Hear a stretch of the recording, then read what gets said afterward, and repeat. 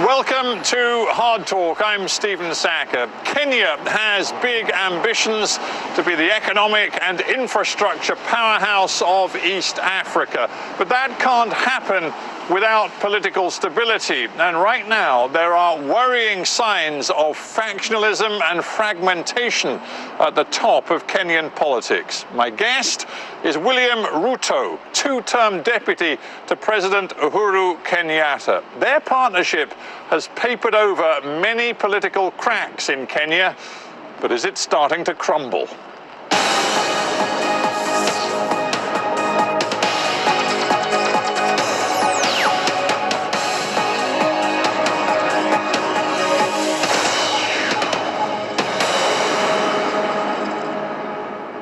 Deputy President William Ruto, welcome to Hard Talk. Thank you very much, Stephen Sackur. Let us talk about the security situation in Kenya. Last month saw another jihadist attack in Nairobi. 15 people were murdered. Why is the Kenyan government seemingly incapable of eliminating the threat posed by Al-Shabaab and the jihadists? Terrorism is an international challenge. No country in the world has ever claimed to eliminate terrorism. We keep working at it. What I can tell you, Stephen, is that we are getting better at dealing with this challenge. If the response of Dusit 2 attack was anything to go by, the response time was 7 minutes. All systems were there. In fact, in our opinion, we scuttled what these characters wanted to achieve and minimized their what they managed to achieve. Yeah, I don't think anybody would argue that the security response after the attack was initiated was much better than that seen in the horrible Westgate shopping complex attack, which is now more than 5 years ago. But really, the trouble seems to be that in terms of intelligence and basic counter-terrorism, Kenya is still not getting it right. And there are security sources in East Africa who say that your lack of cooperation with Somalia and other neighboring countries is jeopardizing the security of your citizens.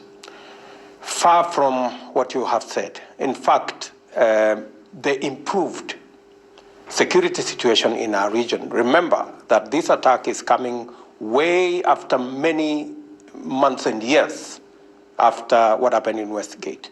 Telling you that in between, what lessons have you we actually have learned? managed to resist, to eliminate, to thwart many attempts that were made. And for the record, we are cooperating with many countries, the UK, the US, our regional partners. In fact, our position in Somalia is actually solid. In fact, it is partly what we are doing in Somalia under AMISOM that is actually minimizing the otherwise would be many attacks in our region. Is it true, as reported in the Kenyan media, that there were multiple warnings passed to your government in the months before the January 15th attack? These are routine. Is it true? These are routine alerts, and we took those alerts seriously, and we continue to take alerts seriously, and that is why we have managed to contain that situation to a minimum. Do you think it is useful in terms of the counter-terror strategy of your government to abuse human rights? Because there is no question, looking at Human Rights Watch's recent report, Amnesty International as well, it is beyond doubt, I think, that you are using arbitrary detention, sometimes torture, a series of serious human rights abuses as part of your counter-terror strategy. That is far from the truth. We are a democratic nation. We have since moved the country to a new constitutional dispensation. Human rights is at the heart of the new constitution and informs every government decision and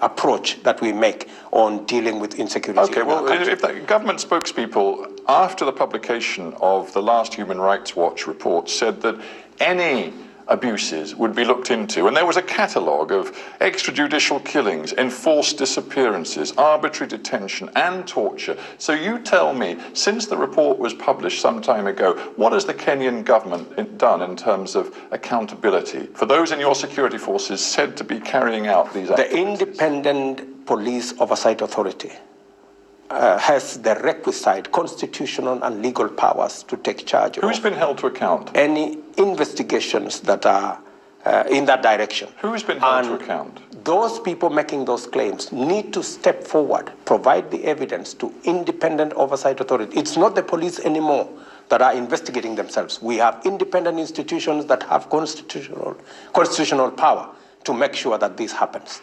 How many members of your security forces have been held accountable for abuses? In most cases, today it is normal for policemen to be held to account.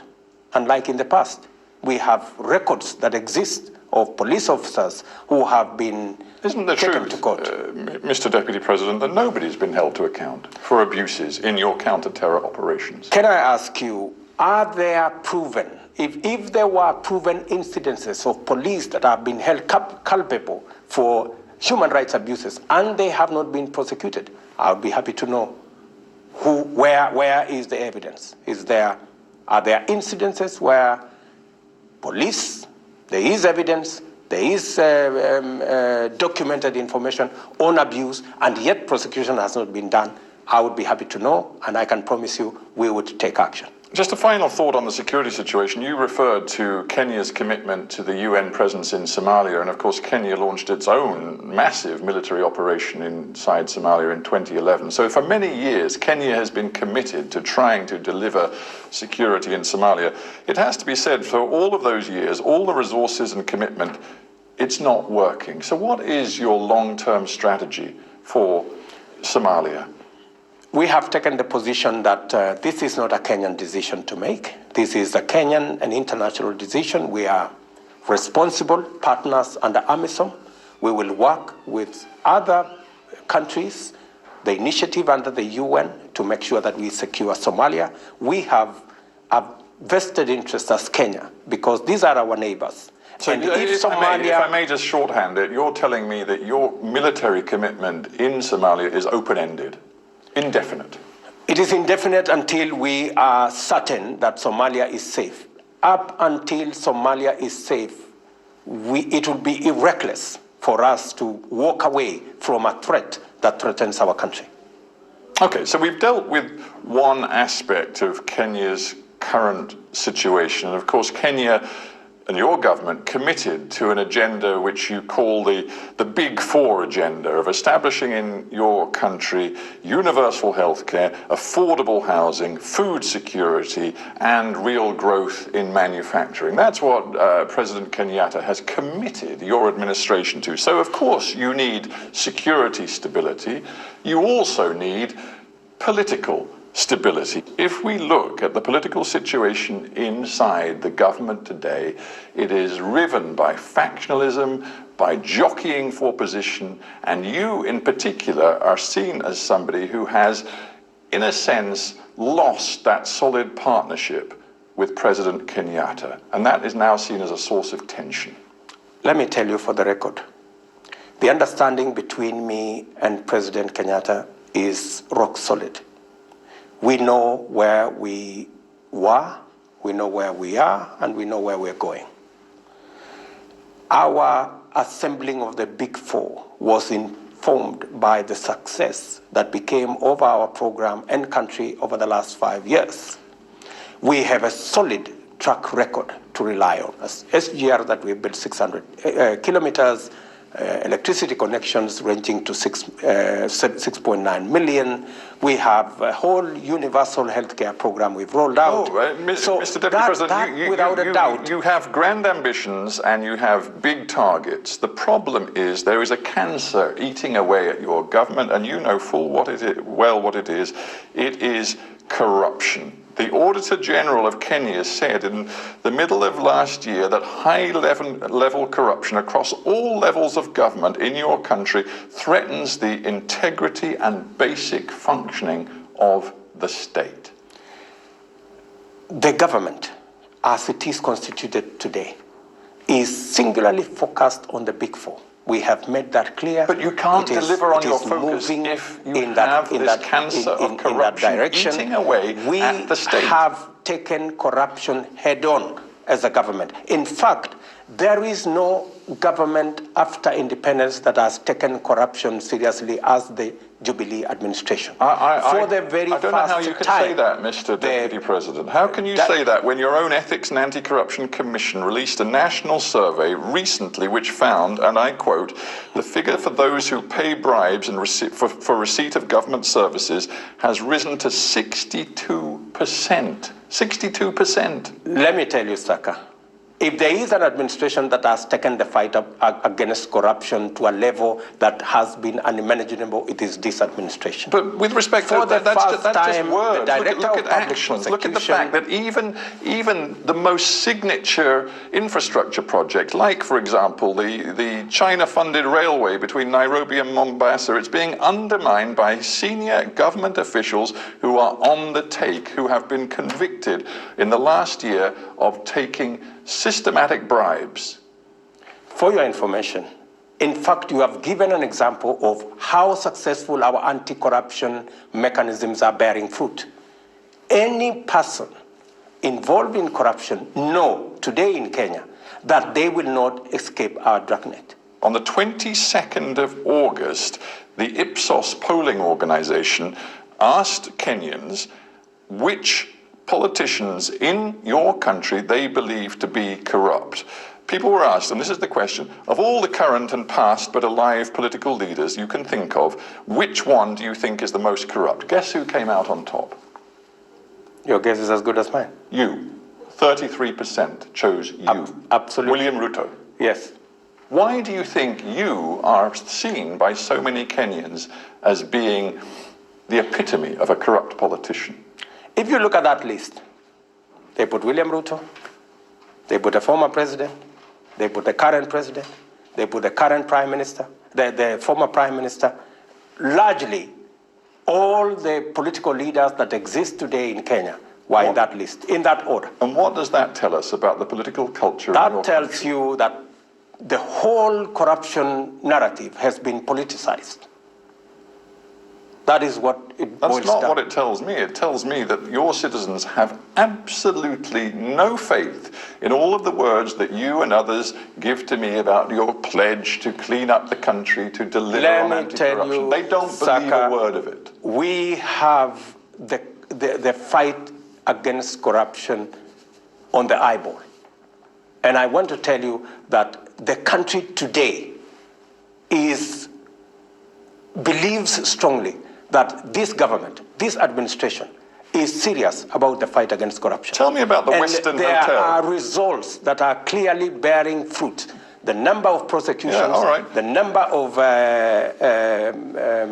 convictions, if they are anything to go by, it tells you that the country has changed the trajectory on matters to do with corruption. Tell me about the Western Hotel, which you own, which is worth an awful lot of money and which is sitting on illegally acquired land. Western Hotel is a big story. It is. Kenyans are following it very closely, and it may be why you're top of that poll. You will want to believe that Western Hotel occupies half of Nairobi. Western Hotel sits on 0.7 hectares of land. Illegally acquired 70,000 land. Which actually belongs to the Civil Aviation Authority, and then you miraculously acquired it and built a hotel. For your information, Western Hotel was bought. Illegally? Not bought illegally. In fact, for the record, the National Land Commission has made a finding that Western was an innocent purchaser for value from somebody who got it illegally. And reparations have been made constitutionally to restore that land to Kenya Civil Aviation Authority by demanding that those who sold the land to us must pay Just on this point of trying to persuade the Kenyan public that you and other people at the top of politics in Kenya are committed to the anti-corruption fight and, frankly, to integrity at the top of government, Yeah. why have you not followed the president's instruction in what he calls a lifestyle audit to actually go public with all your wealth and assets, itemize all of it and show it to the Kenyan public? You haven't done it, have you? For the record, I am the only politician in Kenya who has been subjected to a lifestyle audit. No other politician. So can we now see the audit? Have you made it public? The audit was done by the media. It is in the public domain. In fact, what has happened is that there is, at the moment, we are all working on getting a legal framework where lifestyle audit can be conducted for every public servant. So you Starting have, from you the have president, published your, because I'm not sure that Kenyans know this. You're myself. telling me that you have It was done filled by the in- media. No, but this And has it- nothing to and do it- with the and it- media. This and is in a fact- form that all public officials are supposed to file, giving all of their assets and their For your sources of wealth. information, So if you've Sackur, got it, I would love to see it. You and so are, would the you Kenyan are people. behind the news on that matter. You are behind the news. Every public figure, by law, is supposed to submit a list of assets and liabilities to the Speaker of the That's National right. Assembly. That's That I have tried. That I have not tried. That I have done. And in fact, But you keep telling we me, have oh, the gone- media we have done it gone- for we've me. gone This is not a further. que- No, this is not a just- question I'm of the just telling media. you, This is the something- media has gone further to carry out a lifestyle audit on William Ruto, the only politician who has been subjected to lifestyle audit by So the media. when you did the sums and you catalogued all of your assets, how much were you worth? That information is available in the public domain. Well, great. You I'm should looking- have tell you should me. have you should have done some research before you came. But if it's in the public domain, it's not a secret. So tell me, how much are you worth? It is in public domain, Shaka. I encourage you to go to Google and find out what William Ruto owns. Will you or will you not tell me, given that you say you've been completely open and public with it, and that every Kenyan knows this figure, according to you, I tell encourage me, you. share it with me. I encourage you, Shaka, to go to the website on Parliament and get that So information. you're not prepared to tell me how much you I are am worth? prepared to tell you where to find the information, Shaka. Do you think that position you're taking with me makes any sense? Of course it does. It doesn't make sense to you? Not really, because you're telling me Why? you've been Why don't completely you- open why don't and you- transparent, why and yet don't you won't tell me how much you are worth. Why don't you want to do your homework? Oh, I'm very keen on doing my homework. Please do your homework, I'm very Sackur, keen on homework. and get the numbers. And I want to promise you, when the legal framework is established, finally, by all of us as government, William Ruto will submit himself to lifestyle audit. I have nothing to hide. I have earned every cent that I own. See, I'm a in little legal- confused because you say in a- you have in a already done it. transparent manner. You say you've already done it, and now you tell me in the future tense that you will commit yourself to lifestyle audit. I'm very confused about whether you've actually done it or What not. the law provided, Sackur, if I can educate you a bit, what the law provided for is that everybody must submit the list of assets and liabilities to the Speaker when you're running. We have since elevated that to the next level, that there must be a lifestyle audit, and the legal framework is being worked out for it. But what I told you is that the media has already carried out a lifestyle audit on me. What did you feel when the deputy chairman of the party in which you have been a part with Uhuru Kenyatta, ruling Kenya, the Jubilee Party, the vice chairman of this party, resigned from his post, saying that he felt there was an unacceptable conflict of interest, as he now felt he had to join a legal case against you to ensure that you could not run for president in 2022. People close to Uhuru Kenyatta have completely lost faith in you. The person that matters to me is Uhuru Kenyatta. For your information, the vice chair, the one you are referring to, walked away, David Murati, yeah. David Murathe, because he overreached himself and said things that wanted the country to believe that that was the position of Uhuru Kenyatta when it was not. Murati says you are not fit to be Kenya's next president. There are very many people who are opposed to my candidature, but there are millions who believe that I am fit for the job. And I want to tell you that it will not take one person or a gang or a group to decide who becomes president of Kenya, or for that matter, who becomes the candidate of Jubilee. It will take the entire Jubilee party leadership and party membership, and it will then take 45 million Kenyans to decide who become president. But you see, if one looks at politics in Kenya today, we see faction fighting. We see, according to the Nation newspaper in Nairobi, that inside the Jubilee Party, which you refer to, your ruling party, there are now different factions, and that you have a group of young activists working for you called the Tanga Tanga Group, who are now actively seeking to push your candidacy for 2022. What is going on? Let me tell you, Jubilee is focused. The last 5 years, we did a tremendous job. These 5 years, we will do even better. And for your information, we are focused. What you read there is stories, newspaper stories, people trying to sell newspapers using fake headlines and fake but with respect, news. It's not stories. And for your information, all that has no basis at all. It's not stories. When the president himself said very recently of the next candidate for the ruling party for president, he said the public will judge the potential candidates for president in 2022 based on their policies rather than any political party affiliation or where in the country they come from. In fact, it does look, given that he's just appointed the Interior Minister to chair the key committee supervising the government's big ambitions, as though you've been sidelined. Those sideline stories are stories that have no basis at all. The functions of deputy president, the functions of a deputy president are in the Constitution. But if the president no longer trusts you... The president and I agreed on how we are going to make government much more efficient and to deliver. His committee has been instructed to supervise all the key government projects and ambitions in the Big Four agenda. Not you, him. His committee is a cabinet committee. That committee reports to the president and myself.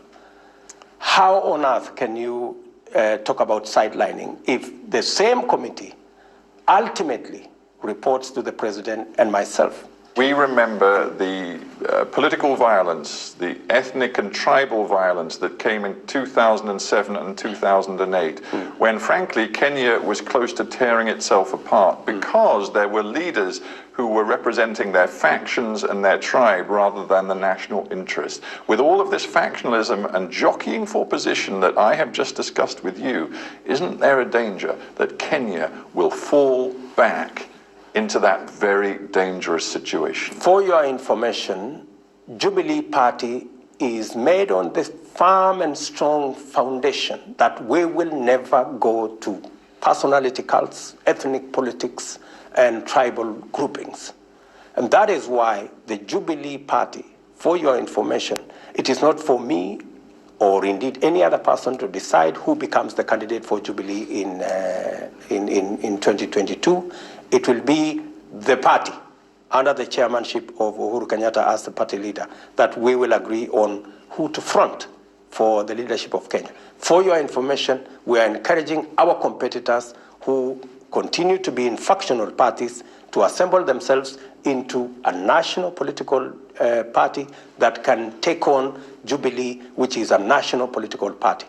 Our philosophy between President Uhuru Kenyatta, myself, and the Jubilee administration is to make sure that we assemble a national political party that will take the country to the next level and avoid the pitfalls of the past, where politics was around personalities, around ethnicities. Politics must be about issues, about programs, about taking the country forward.